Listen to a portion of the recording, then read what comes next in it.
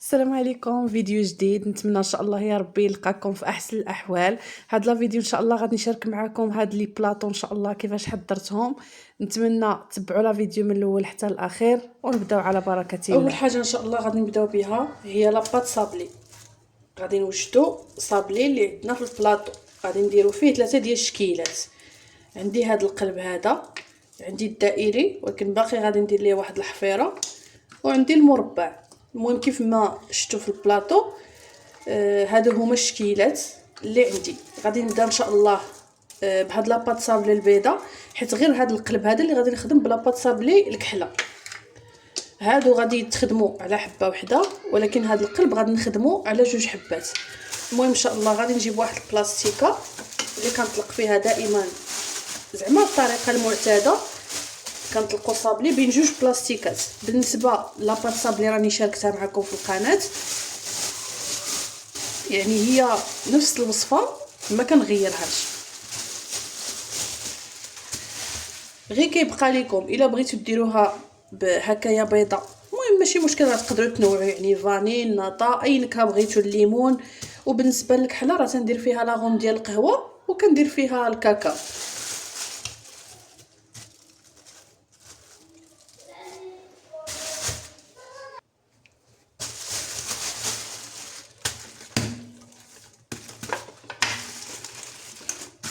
غادي نبقاو نطلقوها بحال هكا، يعني حتى كنحصل على السمك اللي بغيت.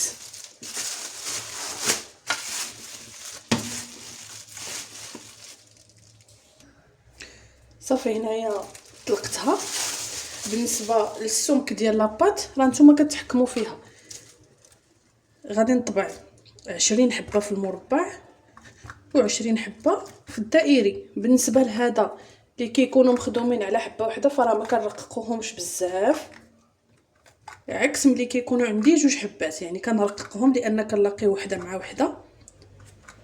بالنسبه ليا هاد البلاطويات هادو غادي نخدم فيهم 10 ديال الحبات في كل بلاطو. انا صراحه اغلبيه كنخدم غير 9 د الحبات، يعني يلا تيجيو لك في شكيلات كاملين، ولكن هذا عندي فيه ضروري 10 ديال الحبات، فغادي نخدم 20 حبه.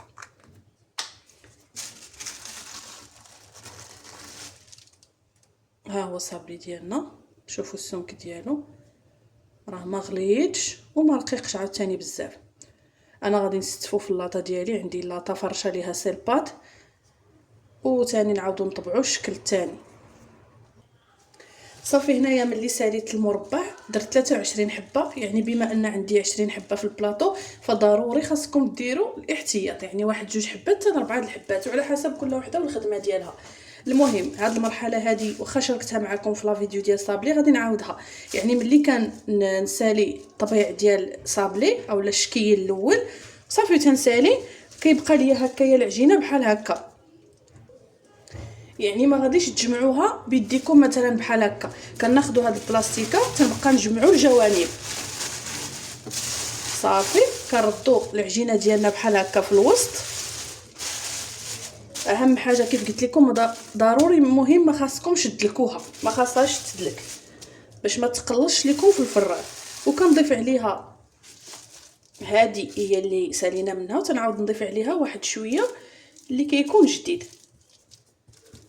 صافي ونعاودو نطلقوها باش نطبعوا الشكل الثاني.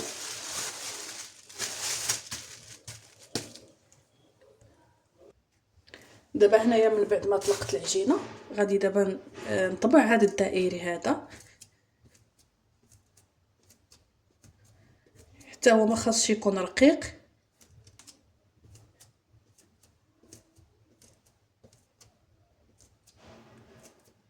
المهم غادي نجيب واحد الغلاقه بحال هكا عندي كنخدم بها، وتندير ليه واحد الحفيره في الوسط بحال هكا. ممكن ديروها هنايا، انا صراحه حتى كنحط في السيلباد عاد كنتقبو، وكيبقى لكم الاختيار. المهم انا غادي نستف اللاطه ديالي هذا الشكل هذا. هنا من بعد ما ساليت هاد الدائري صافي دابا بقى لي الشكل الثالث، استعملت ليه لاباط صابلي هاد الكحله هادي. المهم انا غادي نطلقها ان شاء الله ونعاود نتلاقى معكم.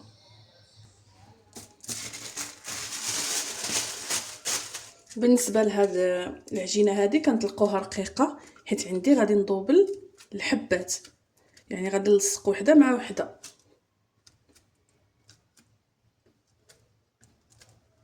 يعني غادي نحتاج 40 حبه.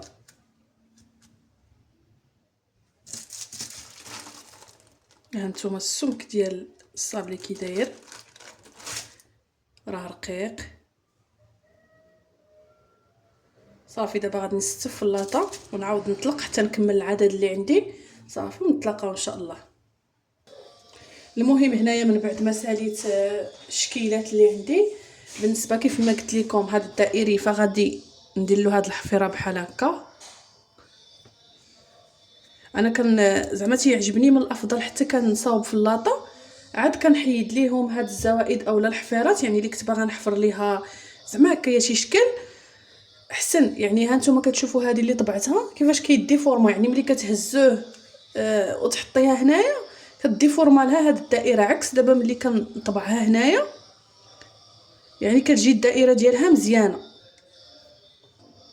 دابا صافي من بعد ما ثقبتهم يعني هادو تهزوا بوحديتهم، هادو اللي ما تيتهزوش كنجيب غير واحد العويد بحال هكا صافي تنهزهم، كندير غير بحال هكا تيتبعني صافي تنحيدهم بحال هكا.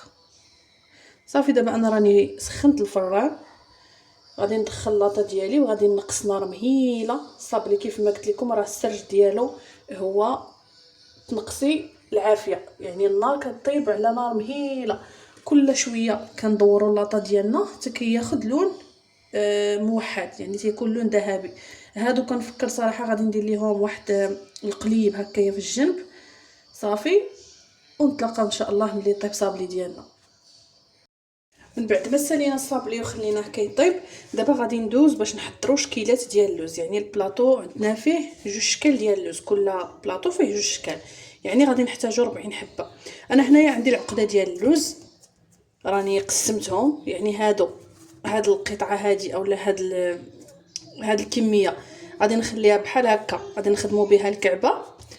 وهذه غادي نضيف ليها الاضافه ديال لاغوم ديال الحامض، يعني بغيت نسمها. اللي بغات تخليها بلديه كامله غير بالقرفه ممكن، المهم انا بغيت ندير وحده نخليها بلديه غادي نخدم بها الكعبه، وهذه اللي غادي نخدم بها الشكل الثاني غادي نزيدها شويه لاغوم ديال الحامض.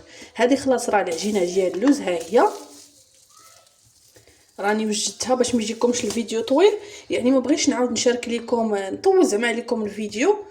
بالنسبه للوز راه كنفسخو وكنطحنو مع نص السكر ديالو، صراحه ما كنكملش النص، يعني من الاحسن نقصو شي شويه باش ما كيجيكمش اللوز حلو. وبالنسبه للعجينه راه كناخذوا 400 غرام ديال الدقيق مع 2 معالق ديال الزبده، 2 معالق ديال السكر كلاصي، وكنعجنوه بالماء وما زهر. صافي دابا كنديروها هنايا في بلاستيكه باش كترتاح وغادي نخليها على جنب. دابا دزت باش نوجد العقده كيف ما قلت لكم. صافي هذه راه عندي عقده مدلوكه صافي ما خاصها حتى شي حاجه. ها نتوما باش كتعرفوا العقده مزيانه، ها نتوما ما كتهرس ما والو. وبالنسبه لهذه غادي نزيدها شويه ديال لاغوم ديال الحامض واللي بغيتو.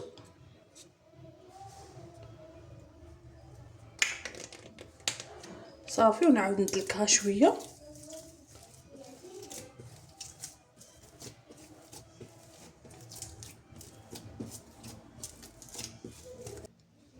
صافي هنايا انا دخلت لهكايا لاغوم ديالي في العقده ها هي، وهاد البلديه كيف ما قلت لكم ها هي. دابا غادي نحاول باش نعبر، غادي ندير 13 غرام، خاصني نحصل على 20 حبه كيف ما قلت لكم. غادي ندير في كل وحده فيهم 13 غرام. يعني بالنسبه للكعبه ممكن تخدموها اكثر، ولكن بالنسبه للبلاطو باش يهز لينا 10 ديال الحبات خاصني ضروري ما نديرهمش كبار. داكشي باش غادي ناخذ غير الوزن ديال 13 غرام. نعبر هذا القياس هذا نشوف واش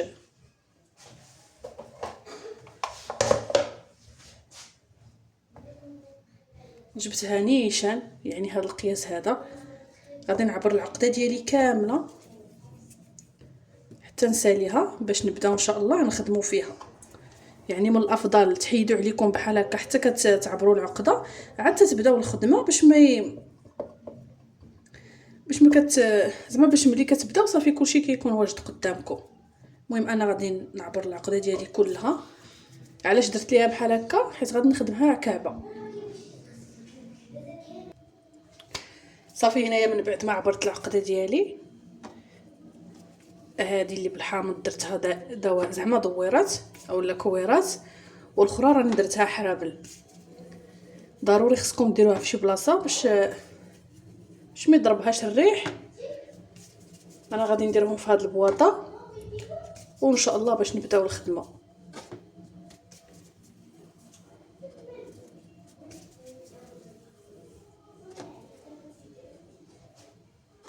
هادو خلاص راني حربلتهم من الاول.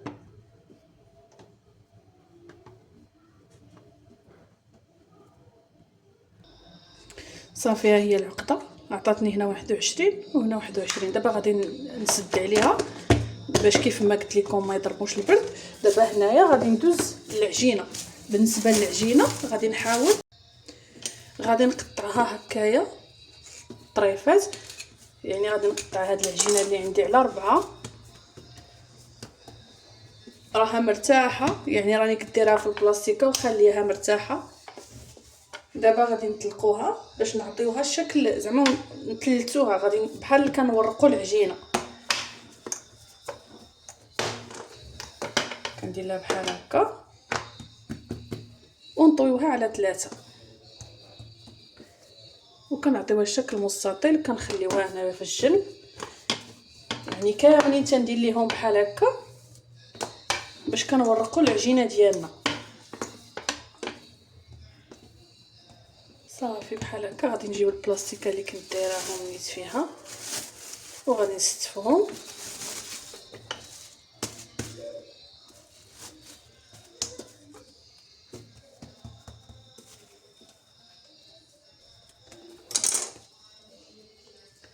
نغطيهم، غادي نخليهم دابا واحد شويه يرتاحوا بما نوجد الطوابع اللي غادي نخدم بهم، ونبداو ان شاء الله بنبقاو نشكلوا الحلوه ديالنا ديال اللوز.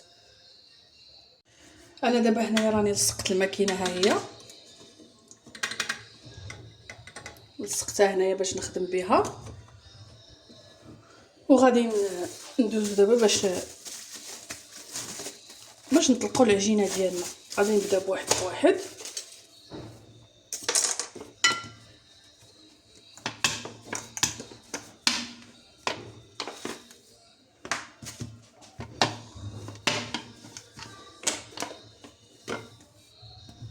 اللي بغات دير شي شويه ديال الدقيق باش زعما هكا يطلق العجينه ديرها. انا صراحه ما كنديرش، واذا احتاجيت راه كنستعمل الدقيق.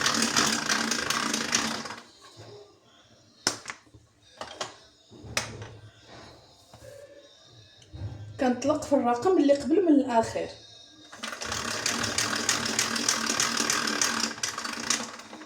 بالنسبه لي انا رقم 1 راه هو الرقيق.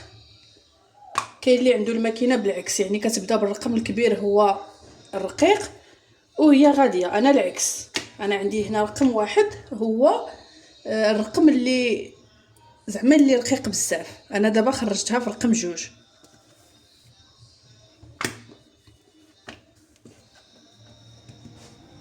بالنسبه للكعبه فرا كناخذ الحربول ديالي بحال هكا.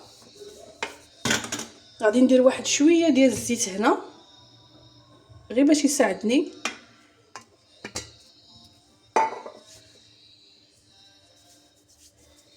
تنهزو العجينه ديالنا تنلويوها على الكويره. راني مشاركه معكم الطريقه بطبيعه الحال في فيديو قبل، غير غادي نعاود نشاركها معكم حتى اللي ما شافش هذاك الفيديو يشوف الطريقه هنايا. المهم كيف ما قلت لكم كنسدو على الكويره ديالنا، يعني بواحد المسافه، يعني 1 سنتيم. هنايا كندوزو نبقاو نشكلوا الكعبه ديالنا. شوفوا صبعي هنا، واحد هنا، وهاد الصبعه الاخرين تيدفعوا وتيطلعوا العقده للفوق بحال هكا. هانتوما كنعطيوها الشكل دائري فوالا بحال هكا. كنحاولوا نوقفوا الكعبه ديالنا. انا هذه راني غادي ننقشها، يعني ما غاديش نحتاج ليها بزاف ديال التعقيدات حيت باقي غادي نعاود نوقفها من بعد. يعني دابا كنحاول ندير غير كعيبات بحال هكايا صافي. وغادي نقطع ونخليها على جنب. ضروري باش ننقشوها خصها تنشف واحد شويه باش كتعطينا الطوع. بالنسبه باش كنقطع هاد الاداه هادي، يعني ما كنستعمل لا جراره لا والو، هادي تتعطيني شكل زوين مسنن بحال هكا.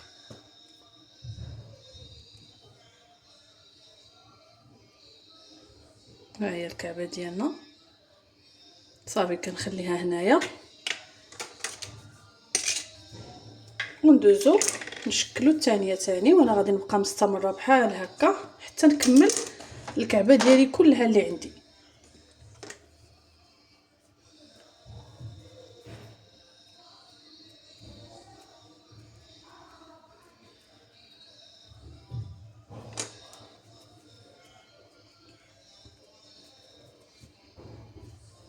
كنبرك على الجوانب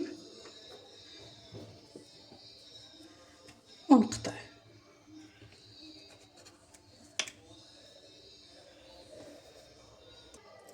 دابا هنايا من بعد ما ساليت ديك العجينه ديالي غادي نرجعوا للحبه الاولى اللي هي هذه. غادي نجي باش ننقشها. كنبدا من هنا، ومن الافضل لو كنت تزيد هكايا تزيد تنشف شي شويه من الاحسن. غير المهم انا صافي باش نحيد عليا. دابا تنشد هاد صافي. ملي كنضرب ضربه حتى ضربه بالمنقاش راه تنجيب صبعاني عاوتاني وتندفع هاد النقشات هادو باش يجيوني بشكل مايل. غير من الاحسن لو كون كانت ناشفه كيف قلت لكم مازال واحد شويه كتجي احسن. صافي بحال هكا. دابا غادي نحاول باش نوقف الكعبه ديالي. يعني انا هنا فاش كنقشها عاد تبدا عندي الخدمه، ماشي في الاول. يعني في الاول كيف قلت لكم راني كنحاول غير نشكلها، ولكن فاش كنجي نوقفها هنايا ونقشها فاش كتبدا الخدمه. يعني فاش خاصني زعما نقوس ليها الشكل ديالها ونقادها، والزوائد ديال العجينه نحيدهم. صافي بحال هكا. ما نحاولش نكبرها كيف قلت لكم باش تجيني في البلاطو زوينه. دابا غادي نعاود نقطع. هانتوما شوفوا غادي نعاود نقطع ليها الجوانب، نبرك عليهم مزيان، وغادي نعاود نقطع من جديد. صافي نحيد هاد الزوائد. وها هي كعب غزال ديالنا.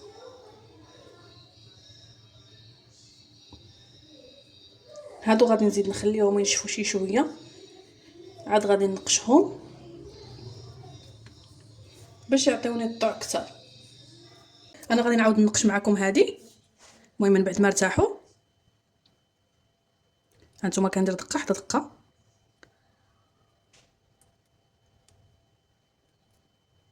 حتى نسالي كله هذا الراس ديال الكعب غزال ديالنا. دابا كنجيب صبعي كنحاول باش كندور هادوك هاد القريصات اللي درنا بالمنقاش كنعطيهم شكل يعني مايل.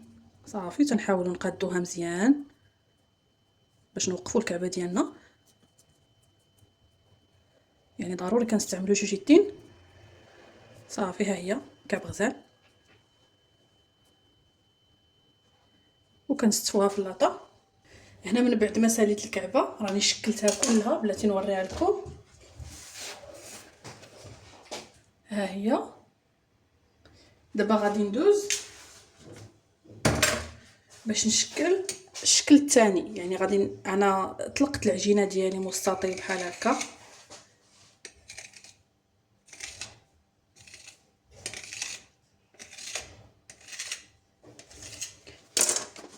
تندير هاد الطريقه كتجيني ساهله وكنخدم بالزربه. كنخدم مربعات تنحط العقده، عاد تنبقى نهز كل مربع ندورو على العقده ديالي، والفائض راه كنحيدو بطبيعه الحال. كنهز العجينه بحال هكا باش كنغلفها على العقده، يعني بحال كندير شي كموسه. يعني صافي دابا ملي سديت على العقده ديالي بالعجينه هذا الفائض هذا صافي كنحيدو كنحاول نقرص مزيان هنايا ونحطها كذلك نفس الشيء بحال هكا. راه كنجبد العجينه هكا حتى كنكون هاد الكميميسه بحال هكا وكنقرص مزيان هنا عاد تنقطع كنعاود تاني نفيكسي هنا مزيان ندوزها في يدي ونحطها. المهم انا غادي نبقى مستمره حتى ندورها كامله يعني نغلف هاد الكويرات ديالي ندير لهم بحال هكا كاملين ونرجع معكم. صافي هنايا من بعد ما ساليت الكويرات ديالي فغادي نهز هذا هو المرشم اللي غادي نرشمو. غادي نهز واحد الكويره ندوز الطابع ديالي مزيان في الدقيق وغادي نطبع به هاد الكويره هادي غادي نبرك مزيان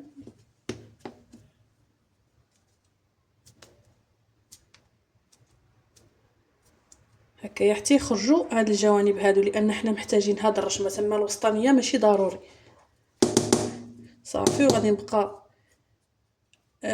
نضرب مع سطح العمل حتى تخرج ليا الحبه من الطابع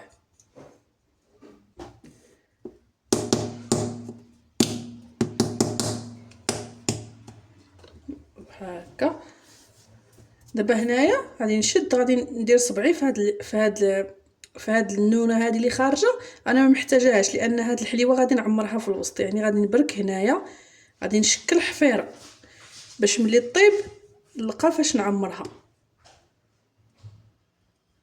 صافي بحال هكا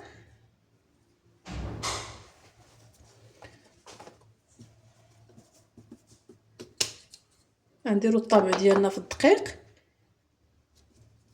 نبركو على الكويره ديالنا نقلبوها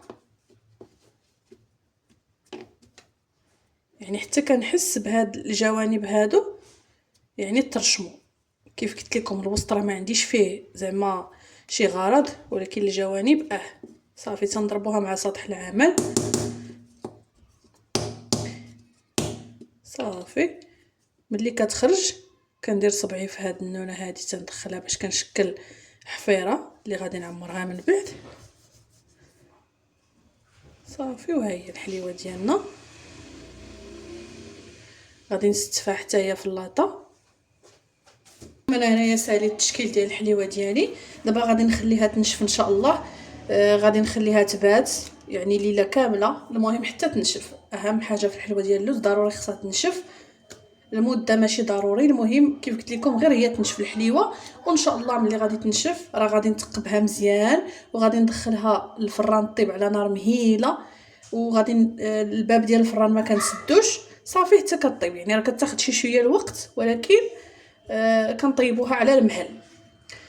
صافي ان شاء الله ونعاودو نتلاقاو باذن الله. المهم انا هذه غادي نخليها تبات ليله كامله.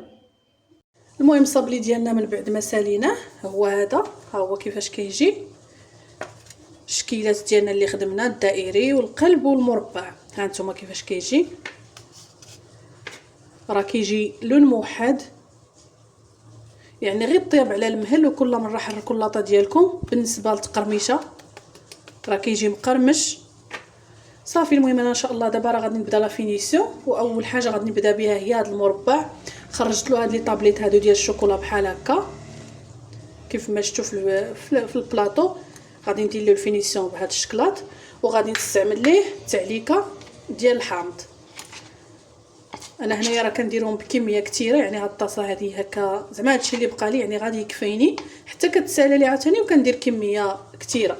هنا عندي التعليكه ديال الفرامبواز وعندي التعليكه ديال القهوه يعني باش غادي نخدم واحد هذا غادي نخدمو بالتعليكه ديال القهوه واخا كنت كنقول غادي نخدمو بفرامبواز وممكن المهم على حسب تنجرب. هذا غادي نخدمو بالكورن فليكس. المهم غادي نبداو اول حاجه بهذا يعني غادي ناخذ واحد الصابليه بحال هكا غادي غير نوريكم واحد الحبات باش انا تاني كنجلس وكنفيني كناخذ واحد شويه في الوسط راني سخنتها شويه باش تجيني مطلوقه. ها نتوما كنحط الشوكولاته ديالي وعندي عندي الكركاع والكاجو، ها هما راني حمرتهم في هذه المقيله هذه. كنهز واحد شويه ديال الكركاع، واحد الربع بحال هكا، وكندير واحد طريف ديال الكاجو بحال هكا. نعاود معكم وحده اخرى، وراه كيبقى لكم تستعملوا التزيين اللي بغيتو. المهم انا غير هذا اقتراح، واللي بغات تستعمل شي تعليقه واحده اخرى. المهم انا تيعجبني صراحه في البلاطو نستعمل نكهات مختلفه، يعني باش كل صابلي نعطيه اللوغو ديالو. هانتوما بحال هكا صافي. دابا انا غادي نكمل هذا الشكل هذا كله على نفس الطريقه، ونعاودو ثاني ندوزو باش نفينيو الشكل الثاني.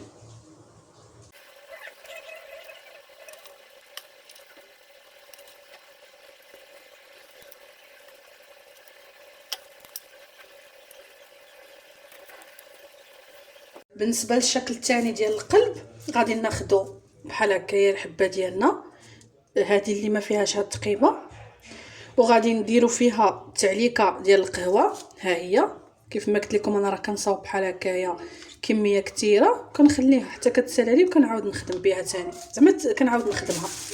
المهم غادي ناخذوا واحد شويه ديال التعليكه.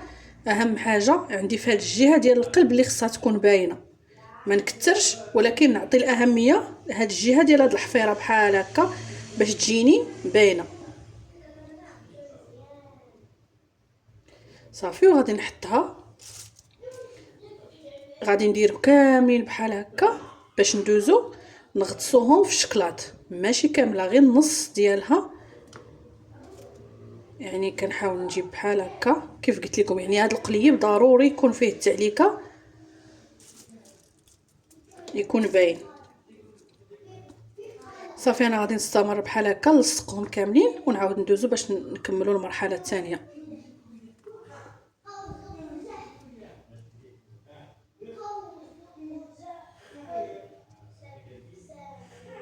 بحال هكا نتوما.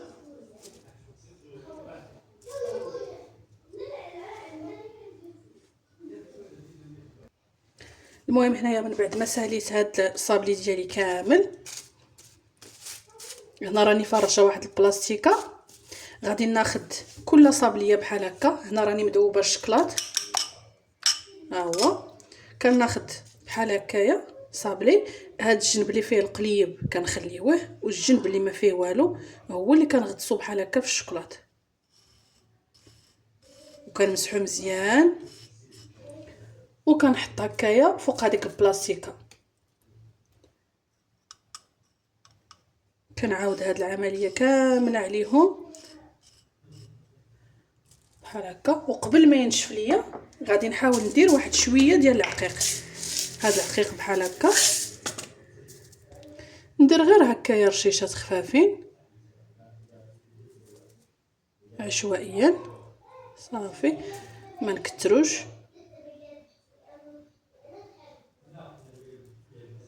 صافي انا غادي نبقى مستمره عاوتاني بحال هكا حتى نكمل، وغادي نرجع معكم ان شاء الله. انا هنايا من بعد ما ساليت ها هو الشكل ديالي كيفاش كيجي. نشوف لكم هادو اللي درت الاولين بحال هكا صافي. الاخرين راهم كينشفوا. دابا غادي ندوز باش نزينوا الشكل الثالث.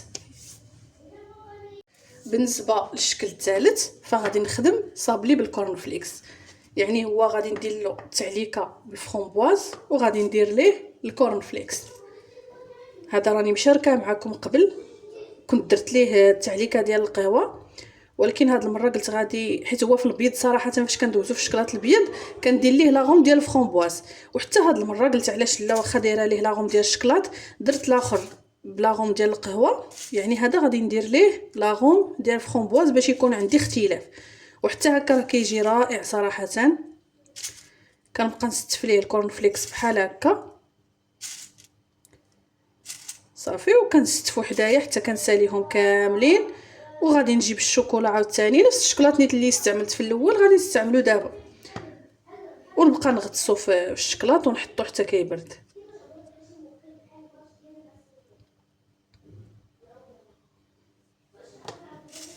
ها نتوما بحال هكا ما نكثروش بزاف اللي يفيض لينا، غير باش تشد هاد الحبه ديال الكورن فليكس. وكنبقاو نستفو حبه على حبه. انا راه كندير الطريقه ديالت هكا، يعني نحط الوجه ديال الحلوه، ولكن في هذا الدائري هكا اللي تيكون فيه هاد الحفيره بحال هكا كنفضلوا انني نستفو بيدي، عكس ملي كيكون عندي غير دائره كامله ماشي مشكل. هذيك واخا كندير بحال هكاك صافي، غير كنغطس ليها وجهها وتنستف. هذا من الاحسن تستفوه بيدكم مزيان. صافي هنا من بعد ما ساليت الحبات ديالي كلهم درت ليهم الكورن فليكس، غادي نستعمل نفس البلاستيكه نيت اللي درت قبيله لهداك ديال القلب، ونفس الشوكولا عاودت ذوبته. صافي كنجيب الصابليه ديالي بحال هكا تنغطسوها، كنحاول ما امكن نحيد ليها داك الزوائد ديال الشوكولات، زعما لو ماكس اللي قدرت عليه،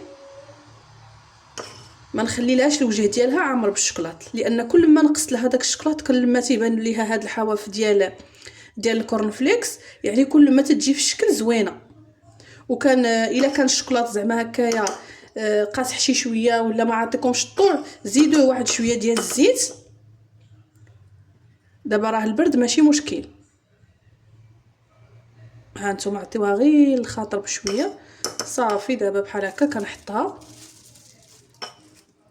غادي نخليها غير واحد شي شويه، غادي نحركها من بلاصتها، يعني على ما ندير واحد جوج ثلاثه صافي، ونحرك هذه من بلاصتها باش ما ديرش ليا هاد الجوانب هادو ديال الشكلاط اللي كينزلوا، باش ملي تنحركوها صافي تيحيدوا.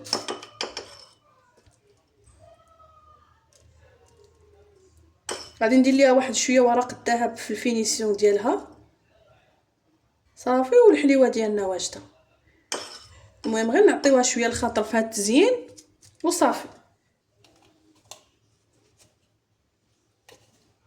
نجيبو غير واحد شويه نديروه بحال هكا.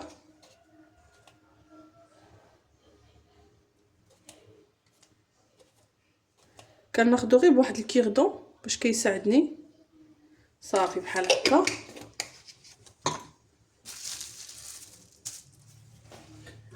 نجيب واحد الفورشيط وحده اخرى اللي تكون نقيه، غادي نهز هاد الصابليه ديالي بحال هكا. ها نتوما هاد البقيه ديال الشكلاط، شوفوا الحليوه كيفاش كتكون مفينيه في الجناب. صافي غادي نبدل ليها غير البلاصه ونحطها. نفس الشيء غادي ندير بحال هكا، ونبقى مستمره حتى نساليهم كاملين ان شاء الله. انا هنايا ساليت صافي الشكيله ديال صابلي اللي شاركت معكم، هما هادو. ها نتوما نديرو هذا في الوسط باش يبان. ها نتوما هادو هما الشكيلات ديالنا. دابا ان شاء الله غادي ندوز باش هذا خلاص راني وريته لكم. هذا ديال الكورن فليكس هو كيفاش كيجي ملي ساليت الحبات ديالي. صافي دابا غادي ندوزو باش نفينيو الحليوه ديال اللوز، زائد جوج اشكال صراحه ما شاركتهمش معكم. حلوه ديال رافاييلو انا نوريها لكم دابا. هذه راه حتى هي غادي دايره لها فيديو خاص. ها هي عندنا واحد جوج ثلاثه، عندنا الفقاس هو 4، هذا 5، وجوج كيلات ديال اللوز هما 6 7، يعني لان البلاطو تيهز لينا 7 ديال الشكيلات. المهم انا هذه صراحه فينيتها بالليل، ما صلحش ليا كيفاش زعما نصور معكم. والفقاس كذلك حتى هو كان عندي زعما كاين. دابا غادي نفيني الحليوه ديال اللوز ان شاء الله، والكعبه خلاص راه صافي ما محتاجه لا فينيسيون لا والو، وندوزو باش نستفوا البلاطويات ديالنا. الحلوه ديال اللوز ها هي اللي طيبتها، الكعبه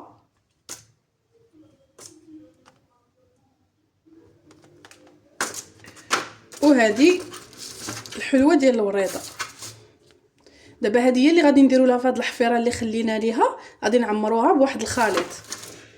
غادي ندير فيه اللوز ايفيلي، وغادي نحتاج لي فخوي كونفي، هاني درتهم هنايا في الكاسرونه. غادي نضيف عليهم كميه من هاد لي فخوي كونفي، وغادي ندير واحد شويه، اما كديروا الكليكوزوناباج وكديروا لاغوم ديال الحامض اللي بغيتو. انا بما ان عندي التعليكه غادي ناخذ منها غير واحد شي شويه باش نعلكهم وصافي، ونضيف اللوز ايفيلي وغادي نخلط واحد كيف ما قلت لكم واحد التخليطه وغادي نعمر بها الوسط. المهم انا غادي نقادها ونرجع معكم. هانتوما انا غادي نعمر. ها هي دابا الحشوه ديالي، غادي ناخذ واحد شويه بحال هكا وهي سخونه وغادي نديرها في هذا الوسط. هو صراحه راه كنعمرها مزيان، ولكن حيت عندي دابا البلاطو ما غاديش نعمرها باش يتهزوا ليا الحبات. يعني الا عمرتها ودرت بزاف يعني غادي يجي ما غاديش يتهزوا ليا 10 ديال الحبات في الصف. يعني خاصني ناخذ بعين الاعتبار هذا الشيء، داكشي باش غادي نعمر، ولكن ما نديرش بزاف عاوتاني باش ما تجينيش مهزوزه. صافي بحال هكا غادي نعمر الحبات ديالي، نرش عليهم شي شويه ديال العقيق اللي كيكون ذهبي وندير ليهم الكويغطات. صافي ونعاود نتلاقى بكم ان شاء الله. صافي هنايا انا راني عمرتهم. غادي نجيب شويه ديال العقيق كيف قلت لكم، هاد العقيق الرقيق ندير واحد الرشيشه اللي خفيفه. صافي وها هما واجدين.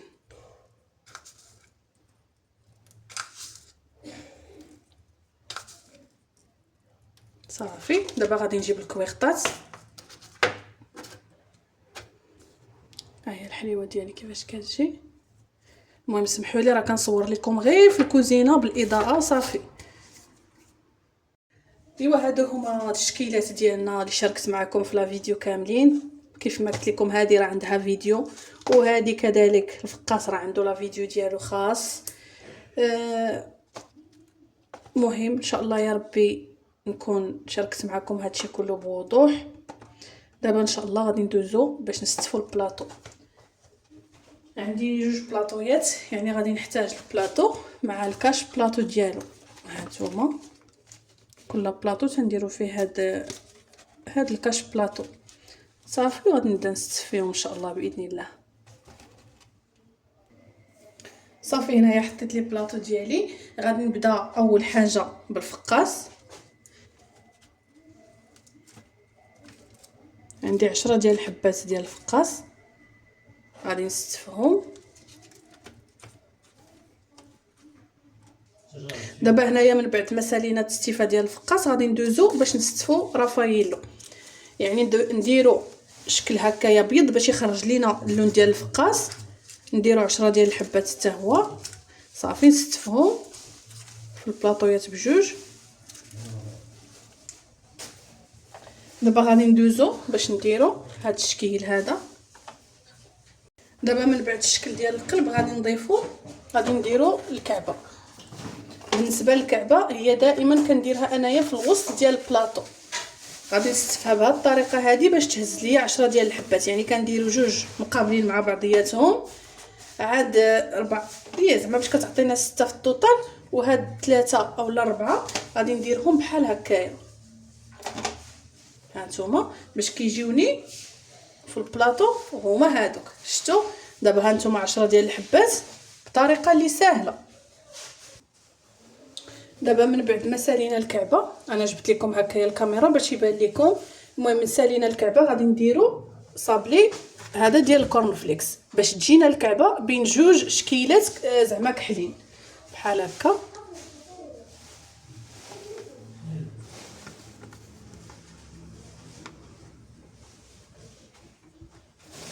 دابا غادي نجيب الشكيل ديال اللوز اللي بقى لينا.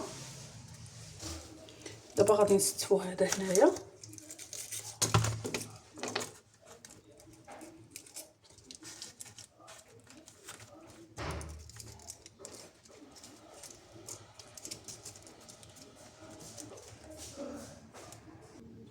وغادي نختموا البلاطو ديالنا بالشكل ديال صابلي اللي بقى لينا. غندير حتى هو فيه 10 ديال الحبات. صافي ونكونوا كملنا الاستيفه ديال البلاطو، وغادي تاني نكمل البلاطو الاخر اللي بقى ليا ونتلاقاو ان شاء الله. صافي هنايا ساليت البلاطويات ديالي.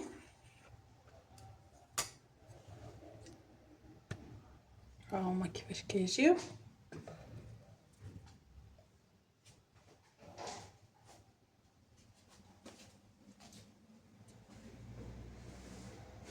يعني ضروري الانسان خصو كما قلت لكم يحط تشكيلات قدامه عاد الانسان يبدا يستف، لان راه التستف كيلعب دور كبير في